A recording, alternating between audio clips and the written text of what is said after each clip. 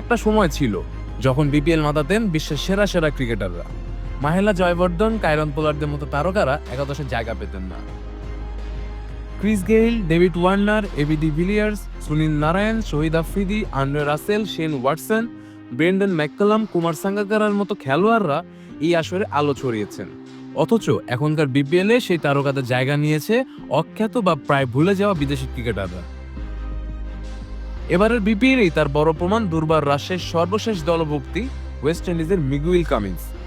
একসময় ক্যারিবিয়ান দলের অংশ হলেও কামিন্সের সর্বশেষ স্বীকৃতি টি-20 ম্যাচ ছিল 5 বছর আগে। 2022 সালের পর তিনি আর কোনো প্রতিযোগিতামূলক ম্যাচ খেলেননি। এমন এক পেসারকে নিয়ে রাজশাহী তাদের টুর্নামেন্টের ভাগ্য বদলানোর আশা করছে।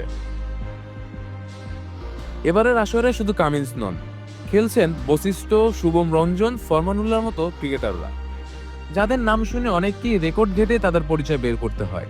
ক্রিকেট বিশ্বে যারা প্রায় হারিয়ে গেছেন, সেই ক্রিকেটারদের জন্য বিপিএল যেন একটা পুনর্বাসন কেন্দ্র হয়ে দাঁড়িয়েছে।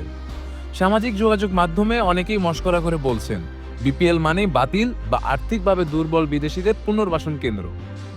এর পেছনে আরেকটি বড় কারণ হলো এসব অখ্যাত বিদেশি খেলোয়াড় আর্থিকভাবে ভীষণ দুর্বল। ফিক্সারদের জন্য এরা সহজ টার্গেটে পরিণত হয়। এবারে বিপিএলে এমন কিছু অস্বাভাবিক পারফরমেন্স এবং বিতর্কিত ঘটনা লক্ষ্য করা গেছে, যা বিষয়টিকে আরও স্পষ্ট করেছে।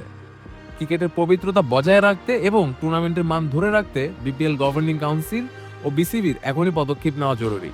তা না হলে বিপিএল একসময় তার হারানো সুনামকে পুরোপুরি হারিয়ে ফেলবে। শেখ মেহেদী হাসান, ডি স্পোর্টস।